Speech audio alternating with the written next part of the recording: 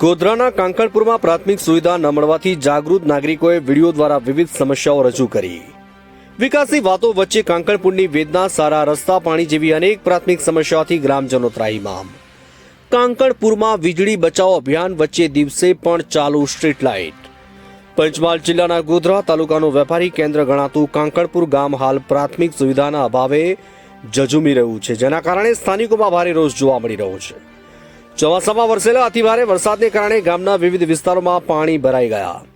ગામમાં ગંદકીનું સામ્રાજ્ય વ્યાપી ગયું છે અને રોગચાળાનો ભય સર્જાયો છે।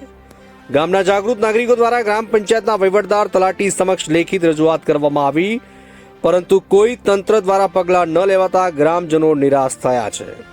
આથી કંચનભાઈ સુથારિયા અને પ્રજ્ઞેશભાઈ ભોઈ સહિત અન્ય જાગૃત નાગરિકોએ વિડીયો બનાવી સમસ્યાની ઉજાગર કરી હતી। હવે જોવાનું એ રહ્યું કે તંત્ર ક્યારે ગોળ નિંદ્રામાંથી જાગશે।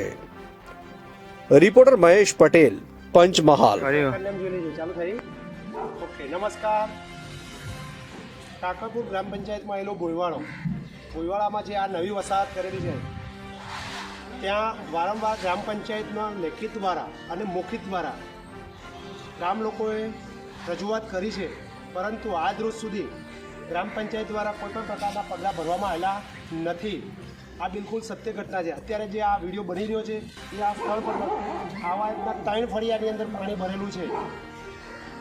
આ જુઓ, અત્યારે આ રોગચાળો ફાટી નીકળેલી પરિસ્થિતિ, આ પાણી જુઓ, વરસાદના પાણી ગંદવાળો, અહીંયા કોઈ પણ પ્રકારનો નિકાલ થાય એવું નથી। તો ગ્રામ પંચાયતને નમ્ર વિનંતી છે કે અહીંયા આવીને અંદરથી 20 ટ્રેક્ટર ડસ્ટ નાખીને રસ્તો બનાવી આપે, જેથી કરીને જીસીબી દ્વારા ખોદકામ કરીને જે કંઈ કાર્ય કરવાનું છે પંચાયતને એ પૂરી રીતના સ્વૈચ્છિક પોતાના દિલથી અને ગ્રામ પંચાયતના ભંડોળમાંથી આ ખર્ચો કરીને આ ગામ લોકોને જવા માટેનો રસ્તો બનાવી આપે।